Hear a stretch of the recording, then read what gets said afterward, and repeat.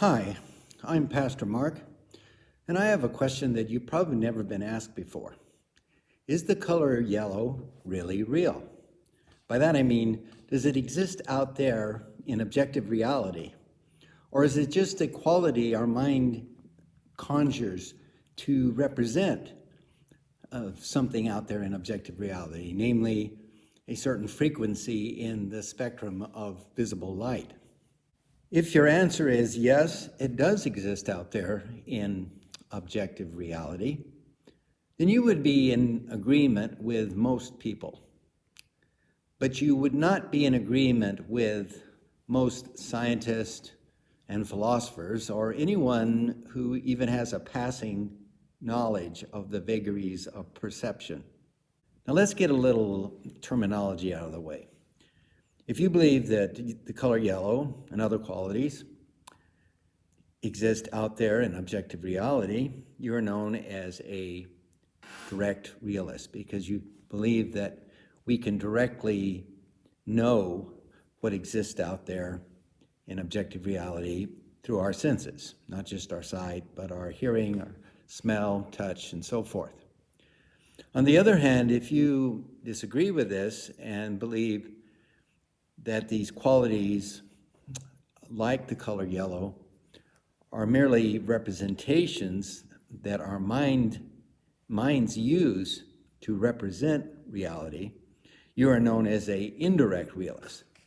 Or maybe even more common term for this type of realism is representational realism, because you believe that our mind represents the things that exist out in objective reality with qualities like the color yellow or the smoothness of a surface or the smell of a flower and so forth. Now I should also define the term realism or realist. A realist is simply someone who believes that things exist out there independent of our perception of them. Or to put it even more succinctly, that it's a belief in objective reality.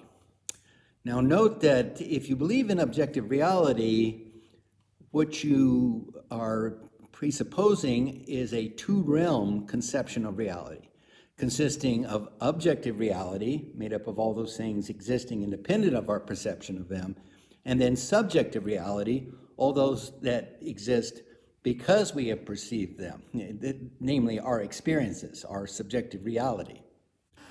Even though indirect realism is much more supported by the science of perception, a lot of people have a difficult time swallowing it.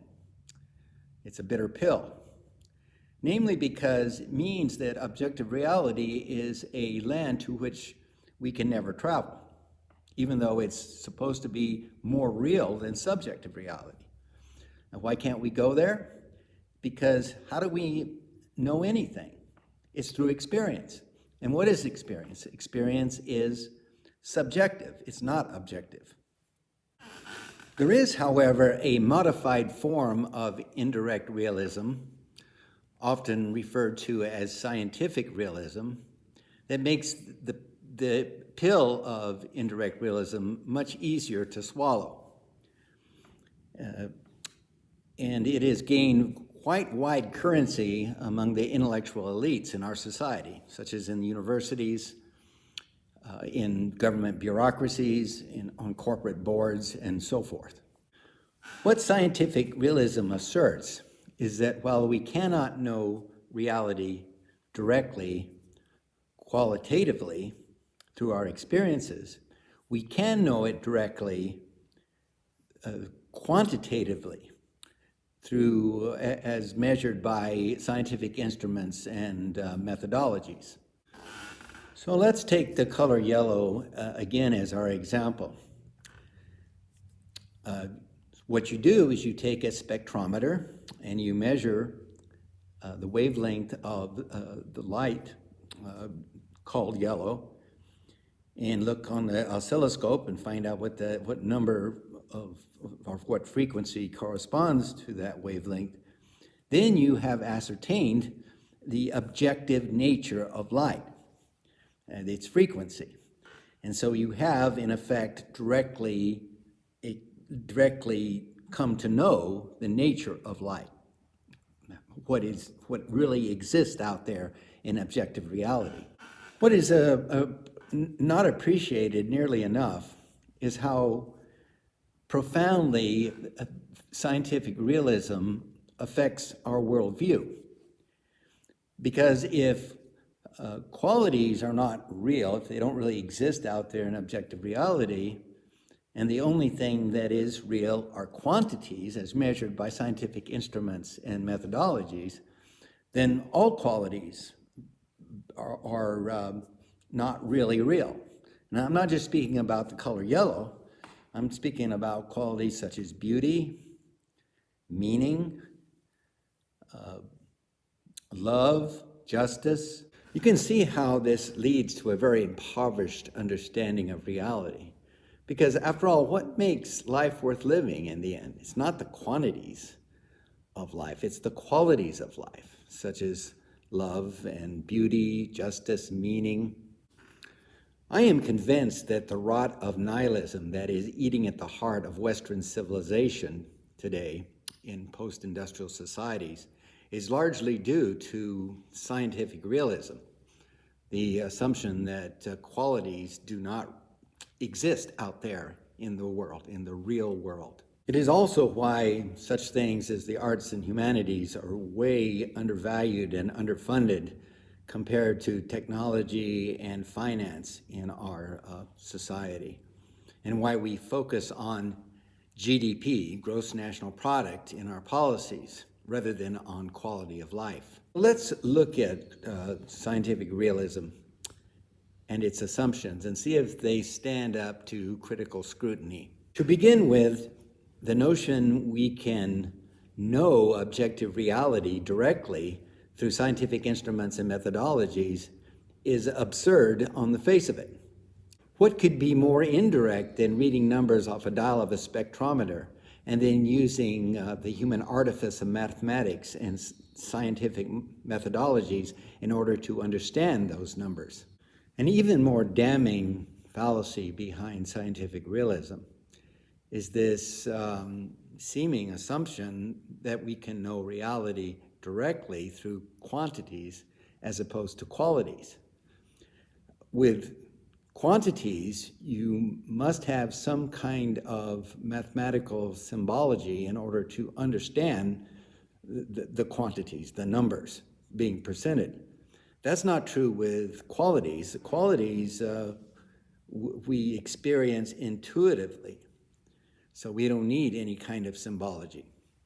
We don't need the human artifice of mathematics in order to understand and appreciate qualities. So if scientific realism does not pass the smell test as far as critical scrutiny is concerned, how about indirect realism itself?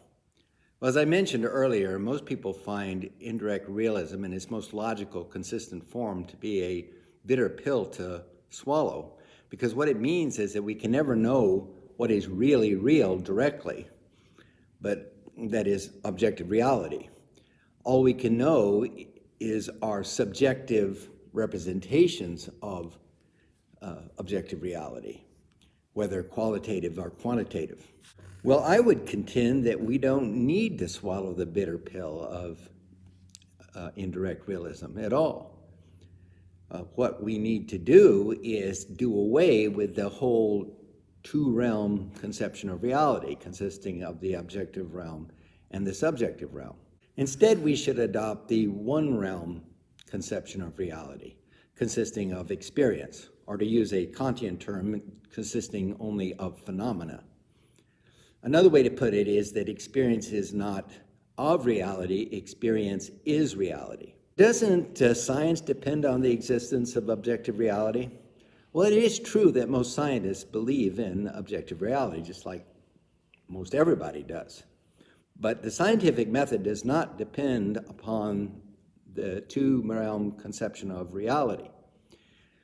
In fact, it is empirically based, or at least should be. That is, what is true or false, it depends on whether it's verified through experience or not.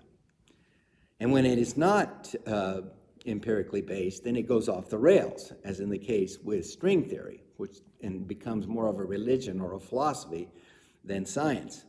This one-realm conception of reality that I've been describing, where experience is reality rather than being of reality, is not original with me.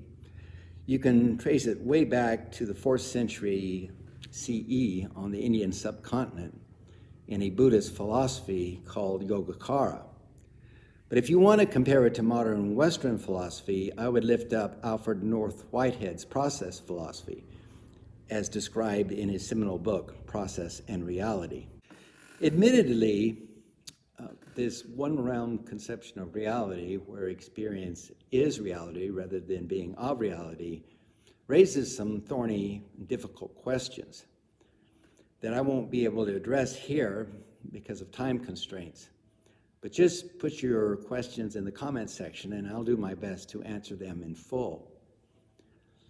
Just know, however, that I rest in the blessed assurance that qualities are like love, justice, meaning, beauty, and yes, the color yellow are just as real as quantities. In fact, they are more real, because the only way we can know quantities is through some sort of number symbolism.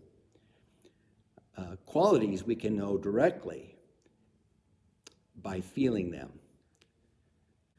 If you think you've learned something valuable in this YouTube video, please subscribe. What I want to focus on in my YouTube channel are perspectives that you're not going to hear anywhere else. Well, goodbye, and may God bless you.